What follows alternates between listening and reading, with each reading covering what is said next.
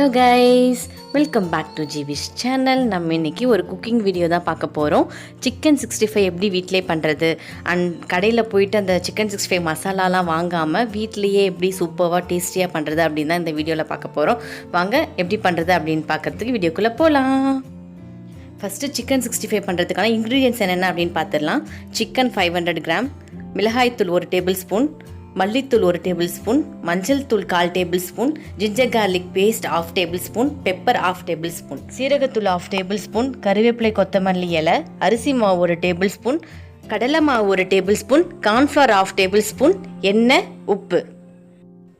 வாங்க எப்படி பண்றது அப்படினு பார்க்கலாம்.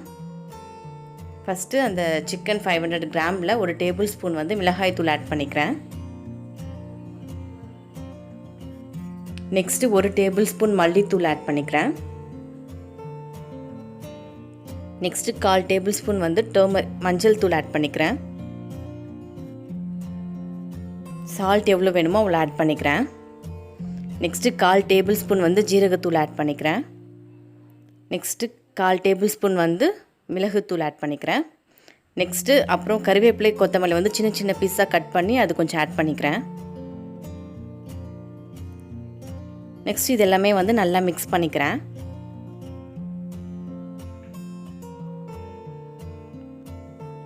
அந்த மசாலாஸ் எல்லாமே நல்லா சிக்கனோட நல்லா மிக்ஸ் ஆயிடுச்சு. நெக்ஸ்ட் அதில் 1/2 டேபிள்ஸ்பூன் வந்து ginger garlic paste ஆட் பண்ணிக்கிறேன். நெக்ஸ்ட் 1/2 லெமனை வந்து நல்லா பிழிஞ்சிக்கிறேன்.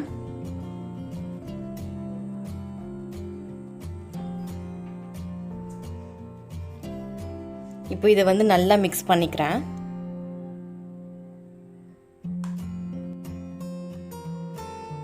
நல்லா மிக்ஸ் பண்ணியாச்சு. நெக்ஸ்ட் அதில் 1 டேபிள்ஸ்பூன் வந்து அரிசி மாவு ஆட் பண்ணிக்கிறேன். நெக்ஸ்ட் 1/2 டேபிள்ஸ்பூன் வந்து கடலை மாவு ஆட் பண்ணிக்கிறேன். நெக்ஸ்ட் 1/2 டேபிள்ஸ்பூன் வந்து corn flour ஆட் பண்ணிக்கிறேன்.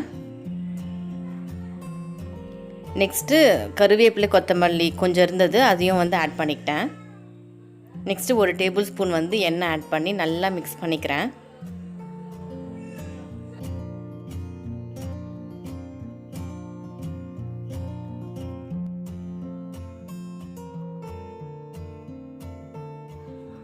இது வந்து நல்லா மிக்ஸ் பண்ணியாச்சு. இது ஒரு 30 மினிட்ஸ் அப்படியே இருக்கட்டும்.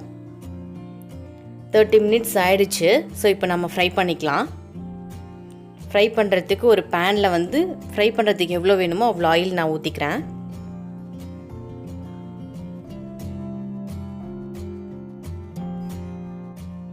இப்போ எண்ணெய் நல்லா காஞ்சிச்சு. இப்போ வந்து நான் சிக்கன் பீசஸை வந்து ஆட் பண்ணிக்கிறேன்.